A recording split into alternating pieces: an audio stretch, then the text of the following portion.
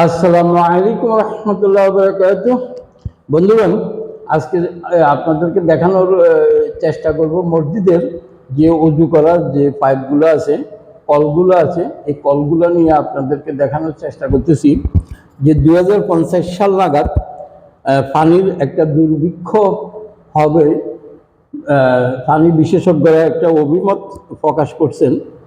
সেখানে দেখা যাচ্ছে যে এই যে মসজিদের কলগুলোতে যেভাবে পানি অপচয় হয় সেটাকে রোধ করার জন্য মসজিদ কর্তৃপক্ষ এই যে কতগুলো ছোট ছোট, এই যে দেখতে পাচ্ছেন কতগুলো ছোট ছোট ক্লিপ বসাছে, যেগুলো আপনার এই ওয়াশার, এই যে দেখতে পাচ্ছেন ওয়াশার, এগুলো বসানোর পরিপ্রেক্ষিতে এখন আগের মতো পানি অপচয় হয় না। এই যে এগুলো বসার কারণে আগের মতো পানি অপচয় হয় না।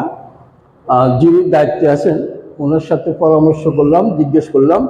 উনি বললেন বর্তমানে প্রতি মাসে কমপক্ষে 10,000 লিটার পানি অপচয় রোধ করা গেছে। এই যে ছোট ছোট এই ক্লিপগুলো বসানোর কারণে, এগুলোর কারণে 10,000 লিটার পানি অপচয় কম করা গেছে। তো এই পদ্ধতিটা সম্ভবত সবখানে করা উচিত।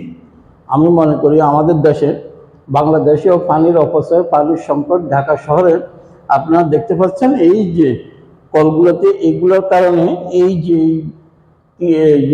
ক্লিপগুলো বসানোর কারণে ওয়াশার দিয়ে পানিকে নিয়ন্ত্রণ করা হয়েছে। আমাদের বাঙালি বলবো না, সব জাতি, মানব জাতি মুখে যা বলবেন কেউ কোনো কথা শুনবে না, কোনো কথা মানতে রাজি হবে না। এখন বাধ্য হয়েছে পানি কম পড়ার পরিপ্রেক্ষিতে সবগুলো সাইডে দিলে পানি আরও স্পিড কম হয়। কম পড়ার পরিপ্রেক্ষিতে সবাই এখন মানতে বাধ্য হলো।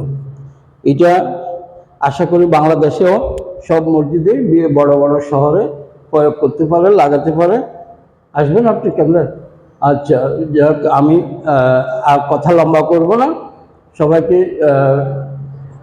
এটাই বলবো প্রয়োগ করে দেখতে পারেন।